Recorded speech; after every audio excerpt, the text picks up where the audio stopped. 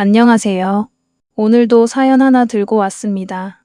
시작하기 전에 구독과 좋아요 눌러주시고 지금 이 사연을 어디에서 듣고 계신지 댓글로 남겨주시면 큰 힘이 됩니다. 그럼 이야기 시작하겠습니다.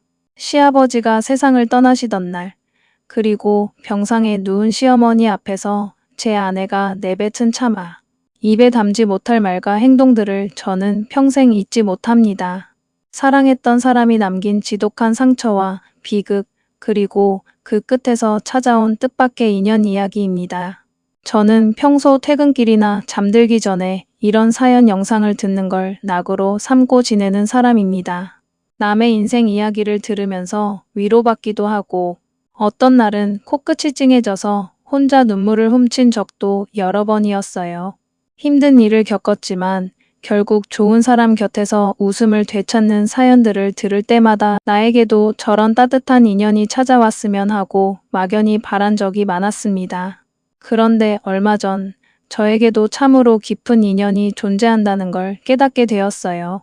다만 그 인연의 참뜻을 알아보기까지 정말 아프고 긴 수렁의 시간을 지나야 했습니다.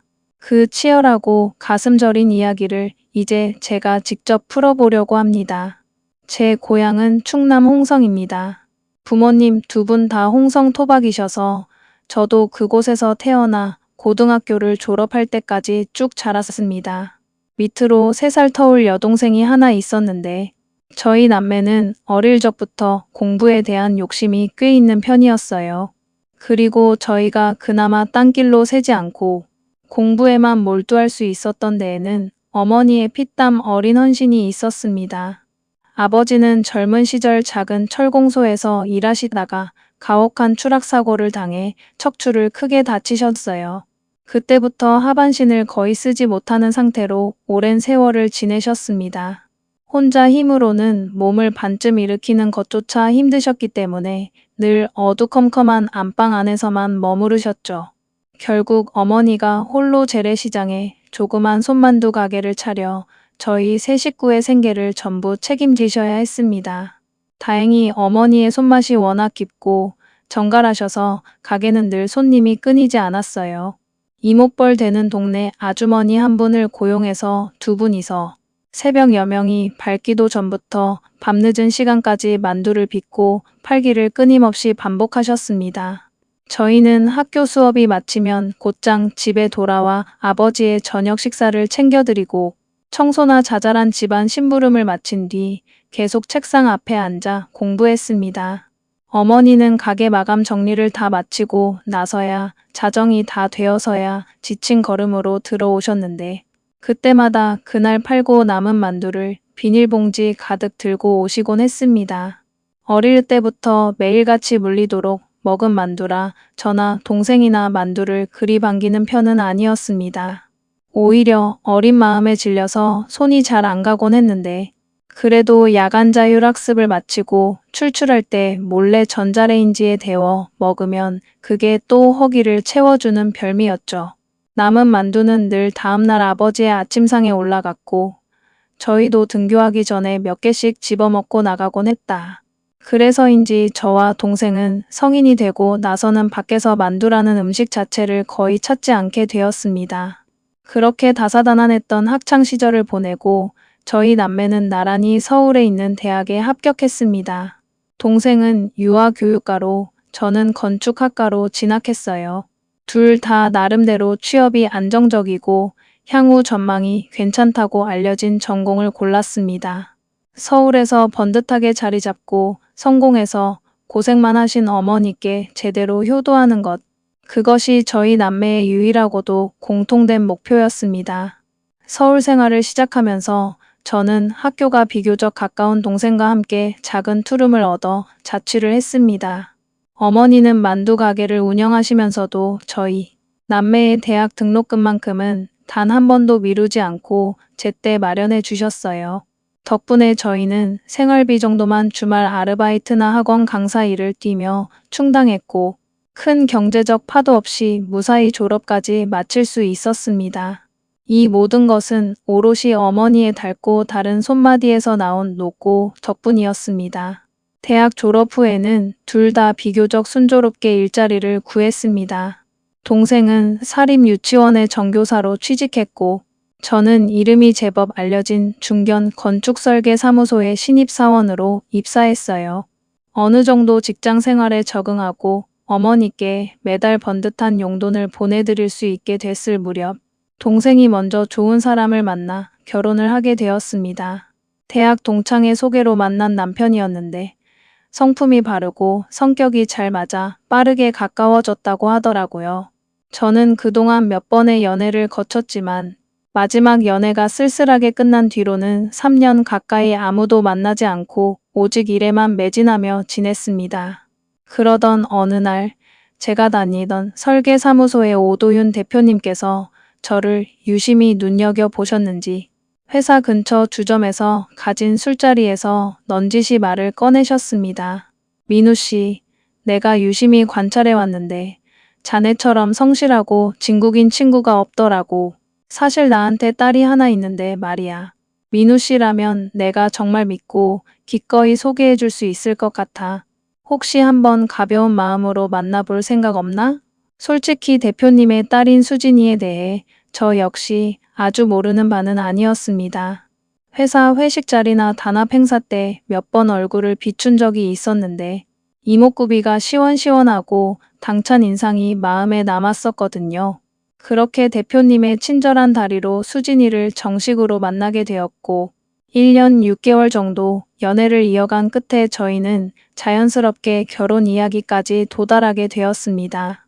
감사하게도 오도윤 대표님 내외부는 재래시장에서 만두 장사를 하시는 어머니와 평생 몸이 불편해 누워 계신 아버지가 계시는 저희 집안의 영세한 형편에 전혀 개의치 않으시고 저를 사위로 흔쾌히 받아주셨습니다. 수진이 역시 결혼 전 홍성 본가에 내려갈 때마다 어머니께 손수 과일 상자를 들고 가 살갑게 대했고 눕혀 계신 아버지 앞에서도 전혀 거부감이나 어려운 기색을 보이지 않았어요. 저는 그런 수진이의 따뜻한 모습에 더욱 깊은 확신을 갖고 평생을 함께할 결심을 했습니다. 하지만 그 모든 아름다웠던 인상은 결혼식을 올리고 진짜 수진이의 삶의 방식과 가치관을 알게 되면서 허망하게 산산조각 나기 시작했습니다. 신혼 초반 수개월 동안은 정말 모든 것이 달콤하고 좋았습니다. 사랑하는 사람과 매일 같은 공간에서 눈을 뜨고 밤을 맞이한다는 것 자체가 제게는 커다란 안식이었어요. 하지만 전혀 다른 환경에서 수십 년간 살아온 두 사람이 한 지붕 아래 거주하다 보니 점차 크고 작은 마찰이 불거졌고 어느 순간부터는 수진이와 한 방에 앉아있는 시간조차 무겁고 답답하게 느껴지기 시작했습니다. 가장 먼저 심각하게 부딪힌 것은 다름 아닌 가계의 지출 및 씀씀이 문제였습니다. 연애할 때도 수진이가 쇼핑을 즐기고 소비 성향이 크다는 건 어렴풋이 알고 있었지만 그때는 각자의 재정을 독립적으로 관리했으니 제가 간섭할 영역이 아니었죠. 그러나 결혼 후 통장을 합치고 생활비와 저축을 함께 관리하기 시작하면서 수진이의 지출 규모가 저희 부부의 월 수입 범위를 까마득하게 초과하고 있다는 사실이 드러났습니다. 몇 번은 참고 넘어가려 했으나 카드 명세서를 볼 때마다 가슴이 철렁 내려앉아 결국 주말 저녁 자리를 잡고 조심스럽게 이야기를 꺼냈습니다. 여보, 이번 달 가계부랑 카드 내역을 살펴봤는데 상태가 조금 심각한 것 같아. 내 월급에 당신 벌이까지 거의 다 들어가야 메워질 정도잖아. 우리 앞으로 태어날 아이도 생각해야 하고 먼 훗날 집도 넓혀가야 하고 부모님 노후나 우리 노후 대비도 해야 하는데 이런 식으로 지출이 나가면 정말 곤란해. 당신은 꼭 주말에 사람 기분 망치게 이렇게 쪼잔하고 각박하게 말해야 속이 시원해? 내가 무슨 쓸데없는 도박을 했어? 아니면 유흥에 돈을 썼어? 다 집에 필요한 거 사고나 가꾸는데 쓴 거잖아. 필요한 생필품이 아니라 당신이 개인적으로 탐내는 사치품이 대부분이잖아. 지난주에도 백화점에서 고가의 명품 가방 하나 새로 사온 거 봤는데 이미 옷장에 비슷한 가방이 몇 개나 들어가 있어. 대체 언제까지 이렇게 합리화하면서 쓸 거야? 나도 회사 다니면서 번듯하게 돈 벌잖아. 엄연히 내 노동의 대가야. 그런데 내 돈 주고 가방 하나 사는 것도 이렇게 눈치를 주고 사람을 죄인 취급해야 해? 당신 돈이 아까워서 째째하게 구는 게 아니야. 우리가 가정을 이루었으면 서로 계획을 세우고 미래를 대비해야 하는데 이렇게 한쪽에서 수입 이상으로 쏟아부으면 우리는 아무것도 이룰 수가 없다는 뜻이지. 됐어. 그만해. 들을수록 배부른 소리네. 우리 아빠도 나한테 한 번도 안 하던 잔소리를 왜 당신이 들어오자마자 해? 이번 달 모자란 카드값은 그냥 내가 아빠한테 따로 말씀드려서 처리해달라고 할 테니까 신경 꺼. 그 순간 저는 너무나 당혹스러워서 한동안 말을 잇지 못했습니다. 결혼해서 엄연히 독립된 가정을 꾸린 성인 여성이 카드값을 친정아버지에게 메워달라고 하겠다니. 흙수저로 자라 스스로의 힘으로 생계를 책임져온 저로서는 도저히 이해할 수도 받아들일 수도 없는 사고방식에 화가 치밀어 올랐습니다. 수진아, 그건 절대 안 돼. 너 아직도 부모님 품에 있는 대학생이야? 결혼했으면 그 신분에 맞게 지출을 줄이고 살아야지. 장인어른한테 그런 철없는 부탁을 하면 나 진짜 가만히 안 있을 거야. 저는 어지간히 다투는 일이 있어도 수진이에게 목소리를 높이거나 강한 어조로 말한 적이 거의 없었기 때문에 수진이도 제 단호한 태도에 제법 놀란 눈치였습니다. 그 뒤로는 제 눈치를 조금씩 보며 지출을 미세하게 줄이는 듯 했어요. 하지만 여전히 일반적인 직장인 가구의 기준에 비하면 지출이 과도하게 컸습니다. 그래도 사람이 한순간에 성향을 바꾸기는 어렵다고 생각했기에 저는 더 이상 큰 싸움을 만들지 않으려 다독이며 넘어갔습니다. 하지만 수진이는 시간이 흐를수록 연애 시절에 포장된 모습 뒤에 숨겨져 있던 이기적이고 폭력적인 언행들을 하나씩 드러내기 시작했습니다. 한 번은 저희의 첫 결혼기념일을 맞아 제가 한 달 전부터 예약해둔 근사한 스테이크 레스토랑에 간 적이 있었습니다. 분위기가 한창 무르익어가던 중 음식을 서빙하던 어린 아르바이트생이 실수로 손을 떨면서 수진이의 흰색 블라우스 모퉁이에 레드와인을 몇 방울 튀기는 사고가 발생했습니다. 제가 알던 연애 시절의 수진이었다면 너그럽게 웃으며 괜찮아요. 조심하세요 하고 넘어갔을 텐데 그날의 수진이는 완전히 딴 사람처럼 돌변했습니다. 아니, 지금 눈을 어디다 두고 일하는 거예요? 이 블라우스가 얼마짜리 옷인 줄 알고 이러는 거예요? 당신 같은 아르바이트생 한 달 내내 시급 모아도 절대 못 사는 옷이라고요. 정말 죄송합니다, 손님. 제가 너무 경솔했습니다. 옷 세탁비는 저희 매장과 제가 전액 책임지고 부담하겠습니다. 정말 죄송합니다. 세탁비 몇 푼으로 해결될 일이 아니잖아요. 이거 실크 소재라 얼룩 안 지워지면 당신이 똑같은 걸로 사낼 거예요? 당장 매장 매니저 불러오세요.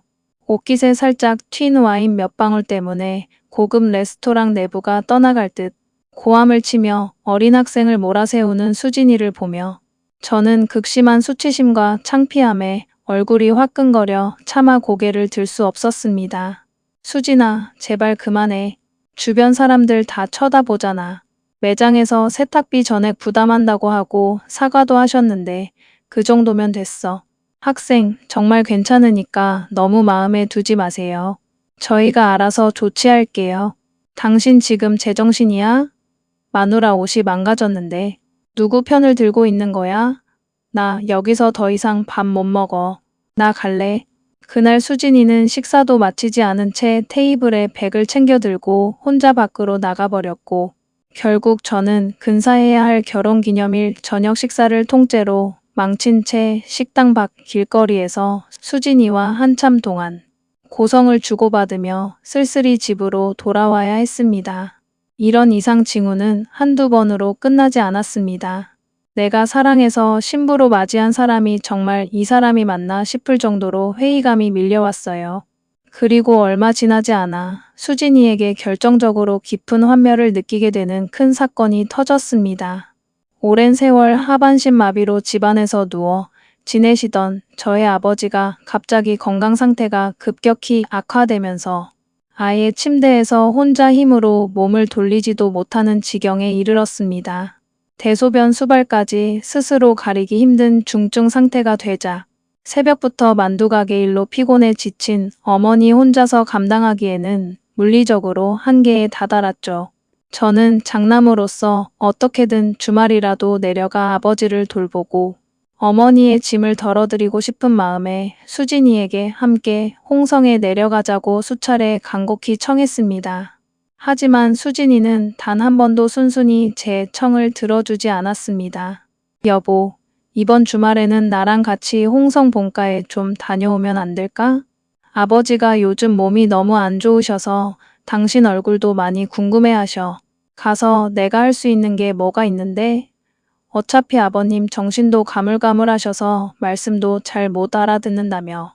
내가 시골방 구석에 앉아 있어봤자 서로 불편하기만 하지. 당신이나 혼자 다녀와. 어머님도 옆에 계시잖아. 명색이 너를 며느리로 맞이한 시아버지인데 아프셔서 누워 계신데 얼굴 한번 비추는 게 그렇게까지 내키지 않고 힘든 일이야? 아, 진짜 왜 이렇게 유난스럽게 굴어? 요즘 세상에 주말마다 시댁 찾아가서 수발드는 며느리가 어디 있어? 다 남편들이 알아서 중간에서 커트해주는 거지. 내가 명절 때 간다고 했잖아. 이번 주말엔 나 친구들이랑 호텔 스파 예약해뒀으니까 당신 혼자 가. 그러다 결국 아버지는 병세가 급격히 악화되어 끝내 세상을 떠나셨습니다. 그런데 아버지를 보내드리는 3일장 장례를 치르는 동안에도 수진이는 첫날 고작 1시간 남집 빈소에 앉아 있다가 회사에 급한 미팅이 있다는 핑계를 대며 홀연히 서울로 올라가 버렸습니다. 평생을 누워 살다 가신 아버지를 잃고 슬픔에 잠긴 저와 평생의 동반자를 잃고 통곡하는 어머니를 위로하기는커녕 끝까지 곁을 지키지 않은 채 매정하게 돌아서던 수진이의 뒷모습을 보며 저는 더 이상 이 사람에게서 최소한의 인간적 애정이나 연민조차 느낄 수 없음을 직감했습니다. 모든 발인 절차를 마치고 화장터에서 아버지의 유골함을 수습해 돌아온 날 밤, 저는 홍성 본가 헛간마당 한 구석에 혼자 쪼그리고 앉아 담배를 피우고 있었습니다. 그때 동생 다은이가 조용히 걸어와 제 옆에 앉더니 묵직한 목소리로 말을 건넸습니다. 오빠, 마음이 너무 찢어지지. 언니가 원래 저렇게까지 타인에게 무심하고 이기적인 사람이었나 싶고. 그런데 오빠, 너무 혼자 가슴속으로 다 삼키고 참지 마. 요즘 오빠 얼굴이 거의 뼈만 남았어. 무슨 일 있거나 힘들면 나한테라도 털어놔. 괜찮아, 다은아. 오빠는 진짜 괜찮으니까 너나 어머니 잘 챙겨. 그냥 지금은 돌아가신 아버지 생각만 하고 싶다. 그래도 오빠, 언니 오늘 빈소에서 한 행동은 정말 아니었어. 동네 친척들도 다 뒤에서 손가락질했단 말이야. 나는 오빠가 혼자 속으로 사귀다가 터질까봐 그게 더 무서워. 동생이 건넨 그 진심 어린 걱정이 그 시절에는 단순히 동생으로서 해주는 위로인 줄로만 알았습니다. 하지만 돌이켜보면 제가 가정의 평화를 위해 미처 인정하려 하지 않았던 부부. 관계의 파국을 동생이 먼저 객관적으로 알아채고 마음의 준비를 시켜준 것이었습니다. 장례를 모두 마치고 짐을 정리해 서울 자취집으로 올라오는 차 안에서 저는 수진이와의 이혼을 정식으로 요구해야겠다고 굳게 마음을 다잡았습니다. 그동안 쌓여온 가치관의 차이와 실망감이 이미 제가 품을 수 있는 한계를 까마득히 넘어서 버렸기 때문입니다. 그런데 집에 도착해 어색한 정적 속에서 제가 막 이혼 이야기를 신중하게 꺼내려던 그 순간 뜻밖의 상상도 못한 소식이 저를 기다리고 있었습니다. 퇴근하고 집에 들어서자 수진이가 평소와 달리 잔뜩 들뜬 표정으로 저를 맞이했습니다. 여보, 왜 이렇게 늦었어?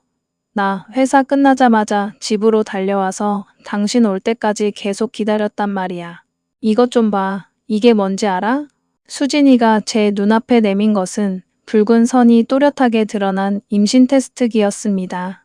선명한 두 줄을 확인하는 순간 수진이를 향해 차갑게 식어있던 제 마음속에서 거센 혼란과 함께 깊은 흔들림이 일어났습니다.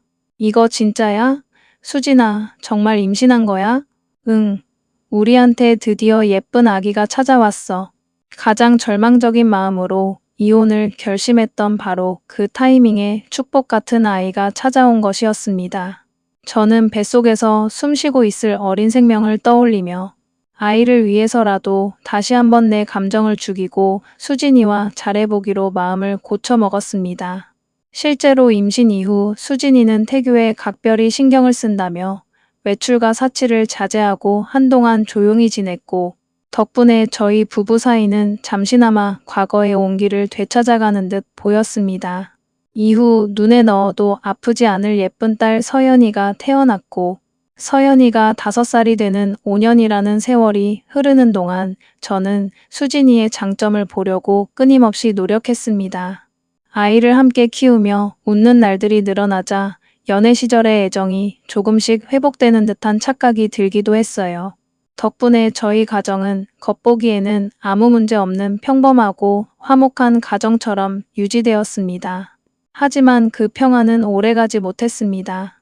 얼마 지나지 않아 저는 수진이의 본성을 다시금 확인하는 결정적인 사건을 맞닥뜨렸고 그동안 아이를 위해 참으며 쌓아왔던 모든 신뢰는 한순간에 모래성처럼 허물어지고 말았습니다. 아버지가 돌아가신 뒤에도 어머니는 홍성 재래시장의 만두 가게를 차마 놓지 못하셨습니다. 평생을 바쳐온 일터를 갑자기 정리하면 오히려 몸도 마음도 빠르게 무너질 것 같다며 한사코 장사를 계속하겠다고 고집하셨기에 저희 남매도 차마 더 강력하게 말리지 못했습니다. 하지만 평생을 새벽 노동과 만두, 연기 속에서 살아온 어머니의 몸은 이미 속부터 까맣게 문드러져 가고 있었던 모양입니다. 어느 날 퇴근 후 집에서 서연이와 놀아주고 있는데 동생 다은이에게서 떨리는 목소리로 다급한 전화가 걸려왔습니다. 오빠, 엄마가 이상해. 어떻게 오빠? 다은아, 왜 그래? 무슨 일인데, 그래? 울지만 말고 숨 좀 가다듬고 천천히 말해봐. 엄마 대장암이래. 뭐라고? 그게 무슨 소리야? 요즘 계속 배가 가스 찬 것처럼 더부룩하고 속이 안 좋다고 하시길래 내가 방광제로 종합검진을 받게 했거든. 그런데 오늘 병원에서 연락이 왔어. 대장암이라고. 일단 당황하지 말고 진정해. 의사가 정확히 뭐래? 수술이나 치료는 가능한 단계래? 완전히 초기는 아닌데 그렇다고 손을 못 쓸 정도로 늦은 것도 아니래. 당장 입원해서 수술받고 항암 치료 들어가야 한대. 그럼 다행이다. 걱정 말고 우선 제일 좋은 병원에 입원부터 시키자. 내가 서울 쪽 병원 알아볼 테니까. 갑작스러운 어머니의 암 진단 소식에 저는 순간 세상이 노랗게 변하고 눈앞이 캄캄해졌습니다. 아버지를 허망하게 보내드린 지 불과 몇 년 지나지도 않았는데 어머니마저 악성 종양으로 아프시다고 하니 그동안 자식으로서 제대로 된 효도 한번 해보지 못했다는 자괴감과 죄책감이 가슴을 짓눌렀습니다. 서울의 대학병원으로 어머니를 모셔와 정밀 검사를 받게 한 결과 대장암 2기 판정이 나왔습니다.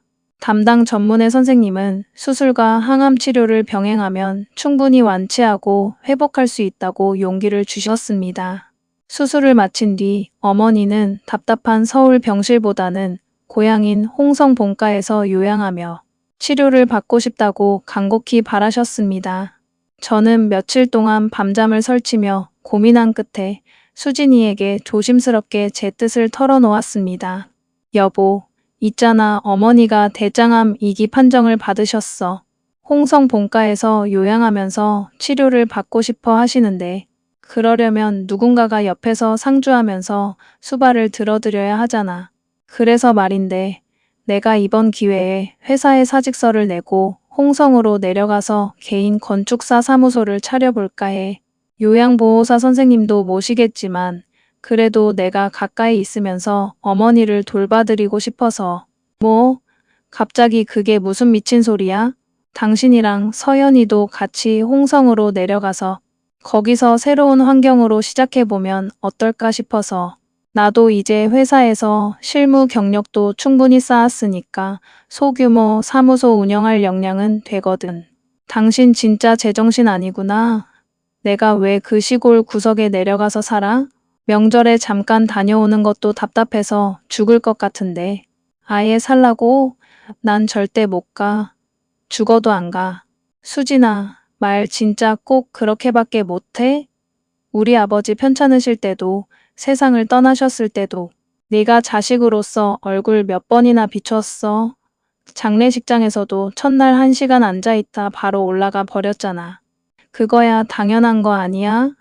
내가 왜 당신 아버지 수발까지 들고 장례식장을 지켜야 하는데? 그런데 이제는 암 걸린 시어머니 수발까지 들면서 시골에서 살라고? 내가 당신 집종이야? 절대 못해. 못이라는 게 아니잖아. 간병이랑 수발은 내가 다 전담할 테니까 너는 그냥 옆에 있어 달라는 거잖아. 그게 사경을 헤매는 시어머니를 둔 며느리로서 그렇게까지 못할 일이야? 응, 못해. 정 그렇게 효도하고 싶으면 나랑 이혼하고 당신 혼자 내려가. 부모님도 나이 들면 언젠가 다 죽는 거 아니야? 당신은 뭐가 그렇게 잘난 효자라고 남은 마누라랑 자식 인생까지 시골에 매장하려고 해?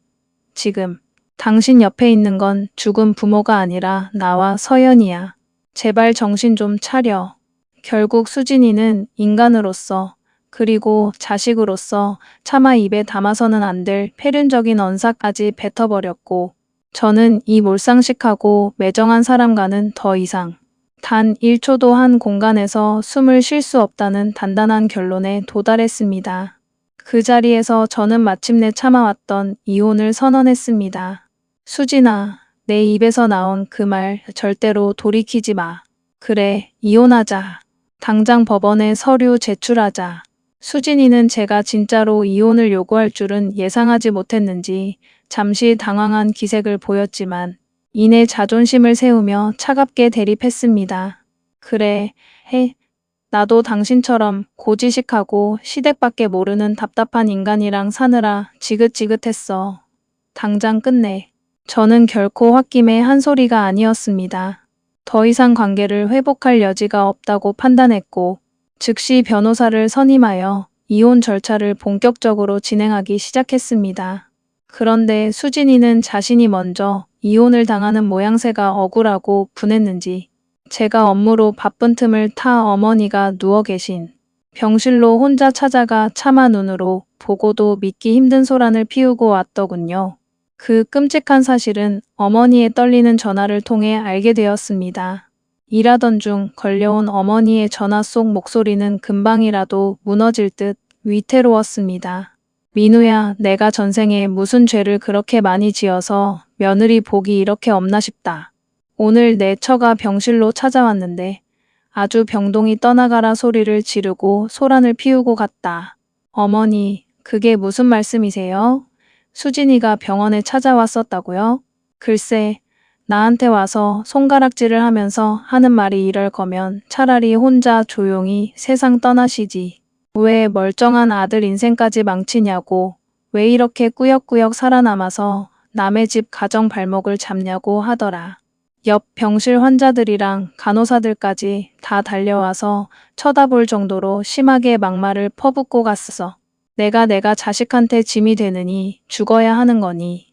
어머니의 오열을 듣는 순간 제 머릿속에 이성이 끈이 뚝 하고 끊겨 나갔습니다. 홍성 본가에서 서울로 돌아오고 있을 수진이를 기다릴 여유조차 없어서 저는 곧바로 수진이의 휴대폰으로 전화를 걸어 고성을 질렀습니다. 수진아, 너 지금 제정신이야?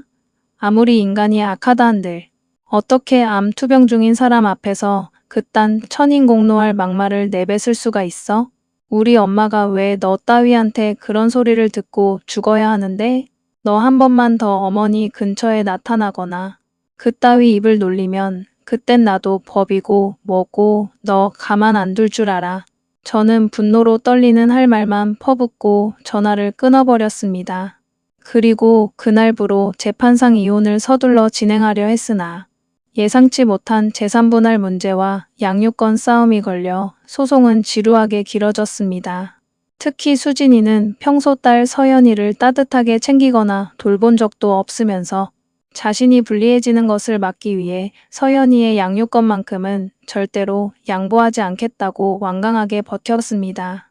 저 역시 저렇게 이기적이고 폭력적인 성품을 가진 사람에게 어린 딸의 정서를 맡길 수는 없었기에 피를 말리는 법적 공방이 수개월간 지속되었습니다. 그 무렵 저는 며칠 밤을 꼴딱 새우며 회사 업무와 법원 제출 서류, 그리고 홍성병원에 계신 어머니의 간병을 병행하느라 영혼이 빠져나간 사람처럼 피폐해져 있었습니다. 그러던 어느 날 오도윤 대표님께서 저를 조용히 대표실로 부르셨습니다. 장인어른이자 회사 대표님이신 그분의 얼굴 역시 시름으로 깊게 패여 있었습니다. 민우 씨, 요즘 자네 얼굴이 정말 뼈만 남았네. 이혼 소송이다 뭐다 돈 들어갈 때도 많을 텐데 이거 얼마 되지 않지만 내가 개인 통장에서 빼마련한 거니까 부담 갖지 말고 보태서 쓰게. 두툼한 봉투를 내미시는 장인어른 앞에서 저는 한참을 망설이다 결국 고개를 깊이 숙이며 거절했습니다. 대표님, 마음은 정말 뼈에 새길 만큼 감사하지만 이 돈은 제가 감히 받을 수 없습니다. 가뜩이나 수진이 문제로 대표님과 사모님 가슴에 큰 못을 박아드려 죄송한 마음뿐인데 여기서 돈까지 받으면 제가 정말 인간으로서 염치가 없어집니다. 이 사람아, 아무리 세상이 박해졌다 한들 자네가 여전히 내 사위이고 서연이 아비인 게 먼저지 다른 절차가 뭐가 먼저겠나. 제발 사양하지 말게. 그때는 제 자존심과 죄책감 때문에 한사코 거절하고 돌아섰지만 지금 돌이켜보면 그 고통스러운 순간에도 장인어른 내외분께서는 수진이의 잘못과 별개로 저라는 사람에 대한 깊은 인간적 신뢰와 진심을 품고 계셨던 것이었습니다. 그러던 어느 비 오던 음산한 날 저녁, 저는 낯선 번호로부터 한 통의 긴급한 전화를 받았습니다. 강민우 씨 되시죠? 여기 강원도 강릉 인근 응급의료센터입니다.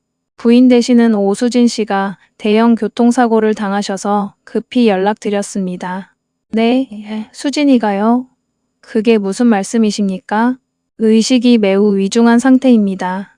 우선 보호자분께서 신속히 병원으로 오셔서 신원 확인 및 절차를 진행해 주셔야 할 것 같습니다. 저는 너무나 큰 충격에 정신을 차릴 겨를도 없이 빗길을 뚫고 강원도로 차를 몰았습니다. 병원 응급실에 도착해 차디찬 하얀 천을 거두고 확인한 사람은 틀림없는 제 아내 수진이었습니다. 사고 당시 부인분께서 다른 남성분과 함께 차량에 탑승해 계셨습니다. 정확한 사고 경위와 정황은 차량 블랙박스 영상을 확인해 보셔야 할 것 같습니다. 담당 경찰관의 안내로 확인한 블랙박스 영상에는 비록 두 사람의 모습이 직접 화면에 잡히지는 않았지만 차 안에서 주고받은 대화 음성이 고스란히 녹음되어 있었습니다. 수진이 옆자리에 탄 남자는 다름 아닌 수진이가 오랫동안 비밀리에 만나온 내연남이었습니다. 이혼 소송은 대체 언제쯤 마무리가 되는 거야? 답답해 죽겠네. 그 인간이 재산 분할 못 해주겠다고 질질 끌고 있잖아. 애까지 자기가 키우겠다고 우기고. 아, 몰라. 머리 아파 죽겠어. 오늘 놀러가서 다 잊고 재미있게 놀자. 나와의 이혼을 아무런 죄책감도 없이 재산 싸움으로 치부하며 나누는 두 사람의 음성 속에는 연인끼리의 다정한 애교와 함께 강원도 리조트로 주말 여행을 가서 좋은 시간을 보내자는 낯뜨거운 계획들이 가득 담겨 있었습니다. 저는 이미 세상을 떠나 차갑게 식어버린 수진이가 한없이 원망스럽고 미웠습니다. 병실에서 소란을 피웠을 때 제발 내 눈앞에서 죽어버리라는 악담까지 퍼부었었는데 정말로 이런 기가 막힌 방식으로 세상을 떠나버릴 줄은 몰랐습니다. 수진이를 향한 거센 분노와 함께 한때 사랑했던 이에 대한 지독한 후회와 죄책감이 동시에 제 가슴을 난도질했습니다. 사고는 빗길에 과속으로 달리던 차량이 중앙 분리대를 받고 가드레일을 들이받으면서 발생한 것으로 밝혀졌습니다. 처가 부모님께서는 저희 부부가 물밑에서 치열한 이혼 소송을 진행 중이었다는 사실을 전혀 모르고 계셨기에 저는 일단 수진이의 장례 절차를 모두 마친 뒤에야 비로소 장인어른과 장모님 앞에 무릎을 꿇고 모든 진실을 털어놓았습니다. 장모님, 장인어른 사실 수진이와 저 오랫동안 별거하며 이혼 소송을 진행하고 있었습니다. 진작 말씀드리지 못하고 속여드려 정말 죄송합니다. 그래, 사실 어느 정도 눈치는 채고 있었다만 왜 진작 말하지 않았니? 수진이가 세상을 떠난 마당에 재산분할이니 뭐니 하며 아등바등했던 제 자신이 너무나 부끄럽고 죄스럽습니다. 수진이 명의로 되어 있던 그 아파트, 요즘 시세가 많이 올랐더라고요. 그 재산 조금이라도 더 차지해보겠다고 싸웠던 제 모습이 너무 후회스러워서 저는 수진이 명의의 모든 재산과 권리를 전액 포기하겠습니다. 그저 제 딸 서연이만 제가 바르게 키울 수 있도록 양육권만 인정해 주십시오. 그러자 장인어른이신 오도윤 대표님께서 눈시울을 붉히시며 제 손을 억세게 잡으셨습니다. 이 사람아, 어떻게 끝까지 그렇게 매정하고 미련하게 구나. 딸아이 죄가 크다고 해서 우리까지 잘라내고 밀어낼 셈인가. 사실 우리가 자네한테 수진이를 맡겼던 것도 성실하고 바른 자네가 그 철없던 아이의 중심을 잡아주길 바라서였네. 결국 그 아이가 제 이기심을 버리지 못하고 스스로 인생을 망쳐버렸지. 오히려 우리가 부족한 딸을 내주어 자네의 소중한 청춘과 인생을 망친 것 같아 죄스럽고 미안하네. 아닙니다, 장인어른. 저는 수진이와 결혼하기 전까지 정말 행복했고 수진이를 진심으로 사랑했습니다. 비록 끝이 이렇게 비극으로 끝났지만 그 역시 제가 배려하고 품어주지 못한 탓이겠지요. 그러니 부디 제 마지막 자존심이라 생각하시고 재산 포기 뜻을 받아주십시오. 그렇게는 절대 못하네. 하나뿐인 딸을 가슴에 묻은 마당에 이제 우리 늙은이들에게 남은 자식은 자네와 어린 서연이뿐이야. 그 아파트는 원래도 자네가 땀 흘려번 돈이 들어가 만든 집이나 마찬가지였어. 우리가 딸 명의로 해주었던 것도 자네와 함께 행복하게 살라는 뜻이었으니 부디 사양하지 말고 서연이를 위해 받아주게. 우리 손녀가 부족함 없이 자라나는 데 쓰인다면 우리는 그것으로 족하네. 그날 밤 장모님께서는 눈물로 밤을 지새우시다가 조용히 저를 안방으로 부르셨습니다. 민우야, 수진이가 어릴 때부터 원래 그렇게 대책 없이 악한 아이는 아니었단다. 어릴 때 우리 부부가 사업을 한답시고 밖으로만 돌다 보니 그 아이가 늘 외롭게 혼자 자랐거든. 부모의 빈자리를 물건이나 돈으로 대신 채워준 것도 다 우리 잘못이었지. 그렇다고 그 아이가 자네와 시어머니에게 저지른 큰 죄가 용서받을 수 있는 건 아니지만 그래도 자네가 너무 스스로를 죄인이라 자책하며 괴로워하지 않았으면 좋겠어. 장모님의 그 눈물 어린 고백을 들으며 수진이를 향해 뭉쳐있던 거대한 원망과 제 마음속 깊은 곳의 죄책감을 조금씩 다독여 내려놓을 수 있었습니다. 장례를 마치고 몇 달의 시간이 흐른 어느 조용한 저녁, 딸 서연이가 욕조에서 목욕을 하다 말고 문득 물장구를 멈추더니 저를 가만히 올려다보며 물었습니다. 아빠, 엄마는 왜 하늘나라로 가버렸어? 나 착한 일 안 해서 미워서 가버린 거야? 순간 가슴이 철렁 내려앉고 숨이 턱 막혀왔습니다. 저는 아이 앞에 무릎을 꿇고 앉아 눈을 맞춘 뒤 목소리를 가다듬고 최대한 담담하고 따뜻하게 대답해 주었습니다. 아니야, 서연아.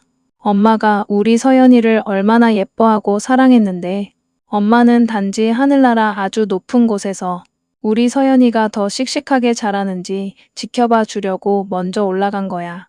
그리고 아빠도 있고 홍성 할머니도 있고 외할머니 외할아버지도 늘 서연이 곁에 있잖아.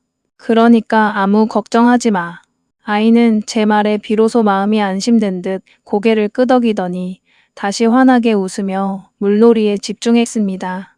그 조그맣고 사랑스러운 뒷모습을 바라보며 저는 이 아이에게만큼은 어른들의 미움이나 비극의 흔적 대신 온전히 따뜻하고 바른 기억만 남겨주겠노라고 깊이 다짐했습니다.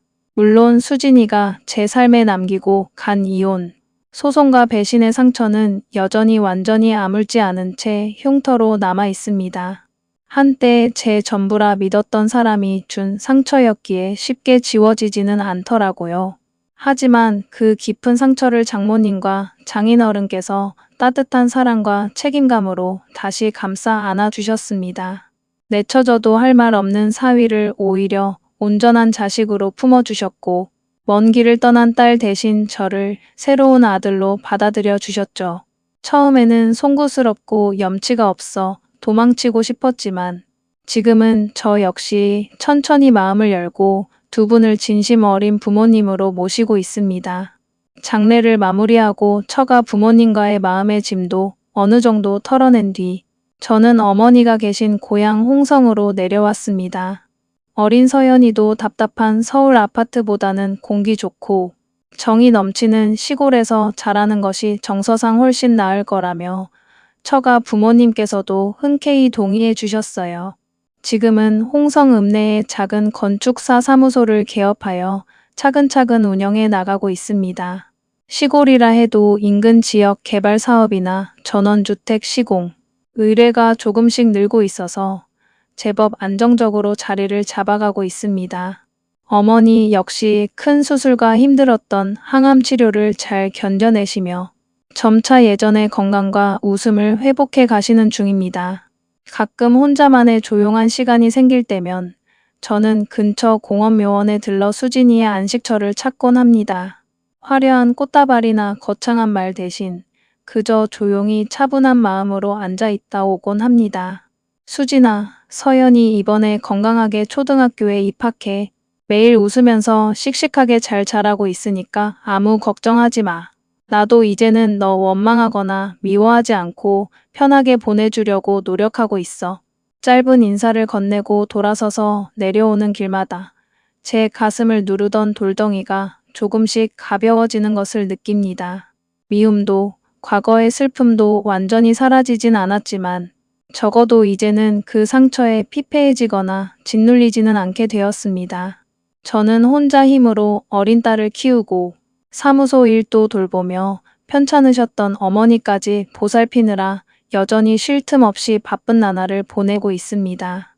엄마의 부재 속에서 자라는 서연이를 볼 때마다 안쓰럽고 미안한 마음이 불쑥 찾아오기도 하지만 퇴근길에 아빠 하고 달려와 저를 꼭 안아주는 딸아이의 온기 덕분에 하루하루 삶의 커다란 보람과 행복을 느낍니다.